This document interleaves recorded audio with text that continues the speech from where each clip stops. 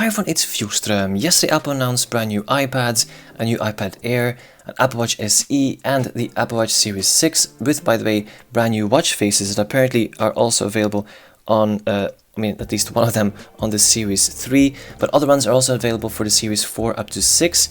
And speaking of OSs, iOS 14 and iPadOS 14 are out now, or at least by the time this is uploaded. Now there's one feature that I haven't talked about yet in my previous videos, and that is setting a third-party app like Edge or Chrome as your default browser. That's a new feature in iPadOS 14 and iOS 14. Now app developers had to update their apps, and of course it was all still in beta, and some betas aren't even public. So let's have a look at how to set a third-party app as a default browser or default email app.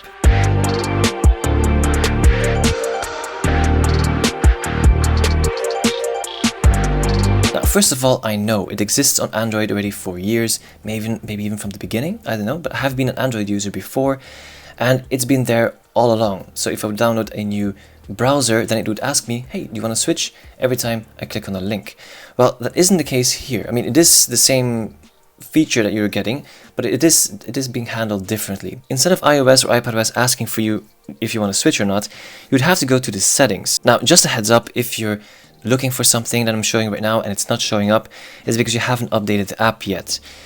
So yesterday apparently Edge has gotten an update, and that update enables you to set Edge as your default browser. So if you go to settings now and look at Edge, now you have, there it is, it just popped up now, you have this option now, default browser app. And if you tap on that, they get these options. So you have Edge now and Chrome. So even if you go to Edge, you will see the Chrome option over here, and you can just switch between these default browsers. So let me choose Edge for now. And now every time you'd open a link, it would open now in Edge. Let me demonstrate. Now, let's say you're on Twitter and you click on the link here, then it will open in the in-app browser. Again, I'm just wondering, does anybody use this? Because you're not signed in anywhere.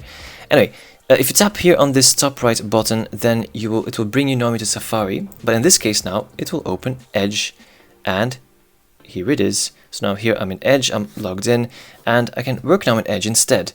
So that is actually how simple it is. Let me try it now with Chrome, and I'll tap here, and now it's opening Chrome. And so that is how easy it is. Now I just installed Opera and Firefox, and let's see if those are handled as well. Let me just go back and go back over here.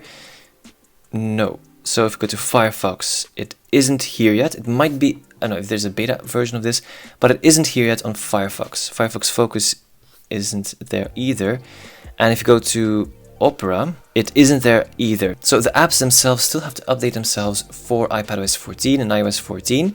Chrome did that apparently beforehand, so that is just good to know. But I think Opera Touch, for example, and especially Firefox will definitely do it in the coming days or weeks. They might even have a beta running that I'm not participating in. So just check out for that setting in the settings. Now, when it comes to default email apps, now the biggest, of course, is Spark. We also have Gmail, for example, and Outlook. It will be the same thing. You normally see here an option to change it to Spark or to whatever. Now, if I go to Spark, then I don't have that option yet. Same goes, and this is even the beta version, by the way. If I go to Outlook, it isn't there either. So I think it still has to be added, and Gmail as well. But I think you get the point. Default email app should appear here in the future. Maybe by the time you watch this, it's there already. So definitely keep your eye on this and keep your apps updated.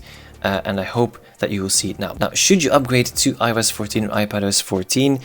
If you have a powerful device, I mean like one of the recent devices like this one, which is from 2018, yes, definitely upgrade. There, I don't notice any like slow behavior or something. There were bugs during the betas, but even I didn't really experience that many of them, but that's just a personal experience. Some of them did have many problems with their like pop-ups or keyboards popping up. But again, those were beta experiences.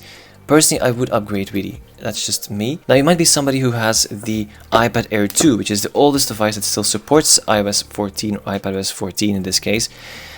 Should you upgrade that? Well, I personally, again, I don't use this anymore as a main device because I have this now, but I do use this for just like reading stuff and surfing a bit. And my experience has been similar. I mean, now of course not speed wise, this is of course, I mean this one here is much more powerful, so also faster than the iPad Air 2.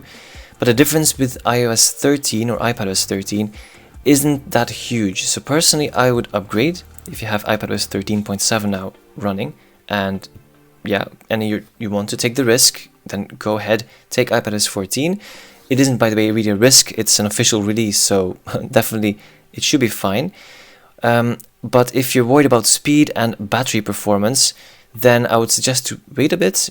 Just wait until the reviews start coming in from more users, from just regular casual users as well. But I will still be doing a speed test, so for those of you who are waiting, who want to really be sure, I'll be doing a similar speed test as I've done before with iOS 13, and then you can compare. I'll be putting all the timestamps and so on how fast it still works. Anyway, this was just a short video about how to set an app or a third-party app as a default browser or email app. I'll definitely still be posting videos about iPadOS 14 point something beta, so definitely stay tuned for those and for any new updates that are coming. Please also check out my apps review, my recent one with all those widgets, because widgets are a new feature in iPadOS 14, and I will link it now on your screen. Thank you very much for watching, and see you in the next video.